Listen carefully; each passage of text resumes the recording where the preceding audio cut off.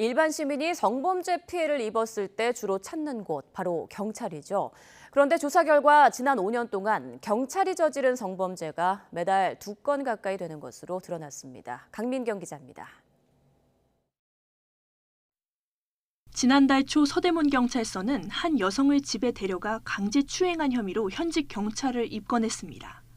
그로부터 한 달 전 부산에서는 한 경장이 술에 취해 클럽에서 여성을 성추행했다가 직위 해제를 당하기도 했습니다. 경찰의 잇따른 성범죄에 대해 시민들의 평가는 냉정할 수밖에 없습니다. 경찰은 민중의 지팡이인데 그런 범죄가 계속 일어난다는 게 조금 불안하고, 경찰관분들이 그 범죄를 저지르셔서 조금 믿음직스럽지 못한 거는 사실이에요. 그런데 알고 보니 현직 경찰의 성범죄 사건은 매달 2건 가까이 발생하는 걸로 나타났습니다.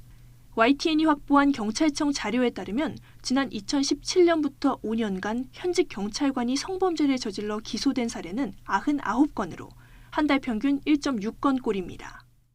강제 추행이 46건으로 가장 많았고 성폭행과 준강간 등 중대 성범죄는 13건, 아동 청소년 관련 성범죄도 3건이나 있었습니다.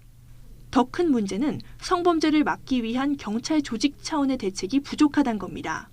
성범죄 성폭력 예방 교육은 1년에 2시간이 끝이고 이마저도 코로나 위기 속에서는 온라인으로 전환한 상태입니다. 예방 교육 예산도 줄어들었습니다. 올해 신임 순경 교육으로 책정된 성인지 예산은 작년보다 60억 원 넘게 줄인 280억 원입니다. 경찰청은 징계 위주로 성범죄 문제에 대응하겠다는 입장입니다. 그러나 전국 14만여 명에 달하는 거대한 경찰 조직 특성상 사후 조치로는 미흡하다는 지적이 나옵니다. 더 엄격한 기준과 문화가 설정이 돼야 됩니다. 조그마한 성적 비행도 허용하지 않겠다고 하는 그러한 조직적 부분 문화를 만들어야 되는데 작은 의심되는 행위도 신고를 하는 내부 고발 제도가 더 활성화돼야 되고, 한층 권한이 커진 경찰이 든든한 민중의 지팡이가 되기 위해서는 내부성 비위 문제부터 근절해 경찰이 범죄자라는 오명부터 벗어야 할 걸로 보입니다. YTN 강민경입니다.